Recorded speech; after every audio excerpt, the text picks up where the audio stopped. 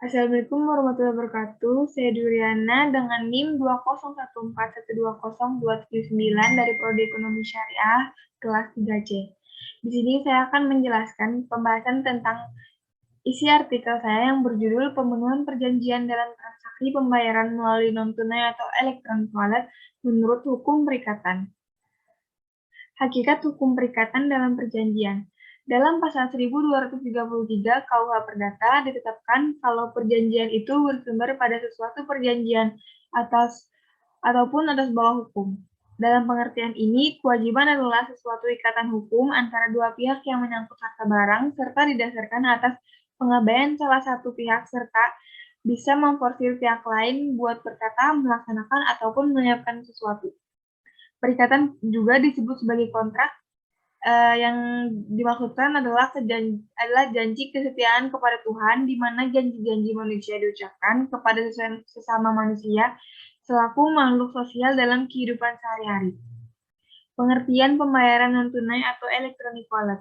Dompet elektronik merupakan tipe kartu elektronik yang digunakan untuk transaksi online lewat PC ataupun smartphone.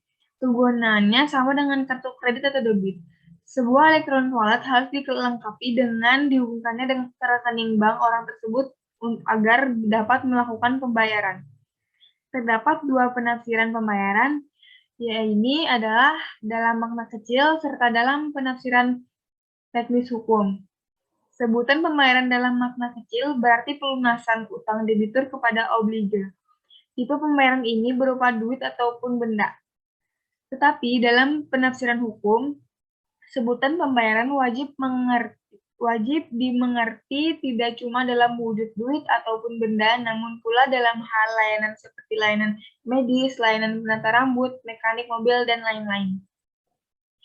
Di kala ini, Bank Sentral Dunia lagi meningkatkan serta tingkatkan pemakaian menggunakan pembayaran non-tunai.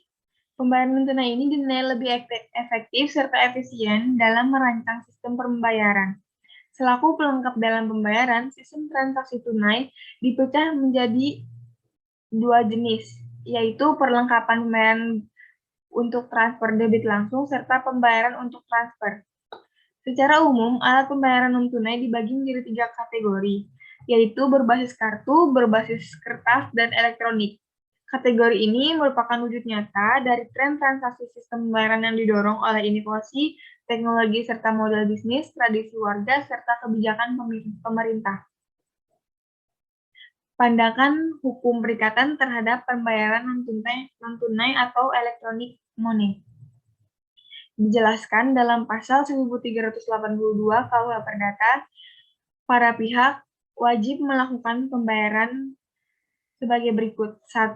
Debitur, sebab debitur merupakan pihak yang berkepentingan langsung dalam melaksanakan pembayaran. 2. Surety atau penjamin, ataupun orang yang mempunyai hutang ataupun surety. 3. Pihak ketiga yang berperan sebagai debitur ataupun pihak ketiga yang berkewajiban atas nama debitur. Menurut pasal 1384 KUH Perdata, para pihak yang wajib membayar dalam bentuk penyerahan barang atau barang harus memenuhi persyaratan sebagai berikut. 1. Pembayar harus menjadi pemilik tunggal dari benda atau benda yang diserahkan. 2. Pengirim berhak untuk menyerahkan benda-benda tersebut.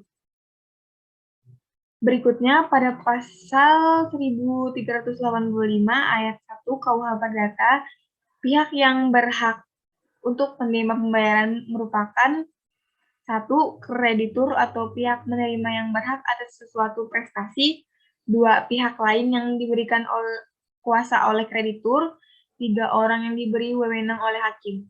Selain itu, berdasarkan keterangan dalam pasal 1389 KUH Perdata, disebutkan kalau kreditur tidak bisa dituntut memuat menerima pembayaran atau jasa dengan benda atau benda lain yang dijanjikan.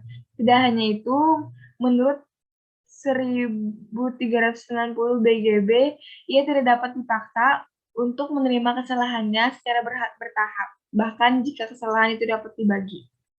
Sekian penjelasan isi artikel saya ucapkan terima kasih.